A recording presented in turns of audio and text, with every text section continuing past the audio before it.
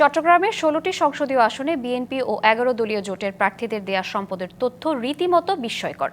কেউ কোটি টাকার মালিক, কারো হাতে নগদ টাকার পাহাড়, এরপরও ব্যাংক ব্যালেন্স দেখিয়েছেন মাত্র কয়েকশো টাকা।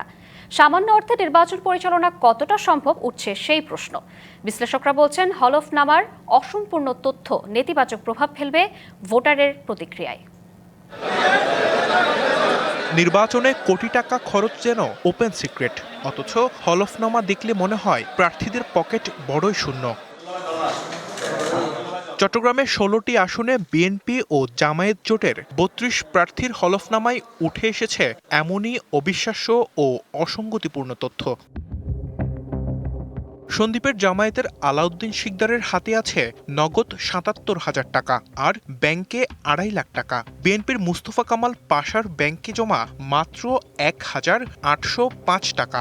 এই সামান্য অর্থ দিয়ে নির্বাচন কতটা সম্ভব তা নিয়ে উঠেছে প্রশ্ন। সাতকানিয়ার জামায়াতে শাহজাহান চৌধুরীর হাতে ১,৩৪,০০,০০০ টাকা থাকলেও ব্যাংকে মাত্র ৪ লাখ টাকা। সীতাকুণ্ডে আসলাম চৌধুরীর আছে নগদ ১১,৩৫,০০,০০০ টাকা, ব্যাংকে ১,২৩,০০০ টাকা।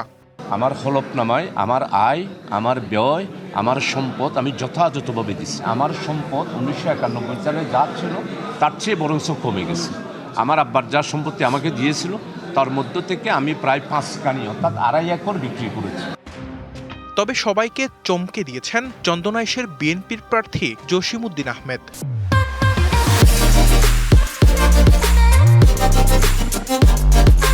জেলায় সবচেয়ে বেশি নগদ ১৫ কোটি টাকা নিয়ে তিনি মাঠে নেমেছেন। ব্যাংক জমার ঘরটি রেখেছেন একেবারেই খালি। দেখেন, আমি তো ব্যবসায়ী, আমি তো সরকারি আমলা না। আমার সম্পদ তো বাড়বে। আমার যা সম্পদ বেড়েছে, আমি তো ব্যবসায়ী মানুষ, আমার ট্যাক্স ফাইলের সব কিছু আছে। ট্যাক্সের বাইরে আমার কোনো সম্পদ নাই। সীতাকুণ্ডের আনোয়ার সিদ্দিক ব্যাংকের তথ্য দেয়নি, আবার রাউজানের শাহজাহান মঞ্জু নগদ টাকার ঘরে লিখেছেন প্রযোজ্য নয়। নির্বাচন কমিশনের কড়া হুঁশিয়ারি ছিল, অসম্পূর্ণ বা মিথ্যা তথ্য দিলে বাতিল হতে পারে প্রার্থিতা। প্রত্যেকের ক্ষেত্রেই আমি একইভাবে প্রশ্ন করেছি যে আয়কর বিভাগ আপনাদের ওনার সম্পদের হিসাবের বিষয়টি আপনি আমাকে দেখে বলেন, উনি যে সম্পদের হিসাবের বিবরণীটি দিয়েছে আপনার ডকুমেন্টে ঠিক আছে কিনা, আপনি এর সাথে অ্যাগ্রি করেন কিনা। তো ওই ডিপার্টমেন্ট যারা এইটা দেখবে সেটা যদি তারা যদি অ্যাগ্রি করে তখন আসলে আমার খুব বেশি কিছু করার থাকে না। হলফনামায় অসম্পূর্ণ তথ্য দেয়ায় ভোটারদের মনে বিরূপ প্রতিক্রিয়া তৈরি করবে বলে মনে করছেন বিশ্লেষকরা।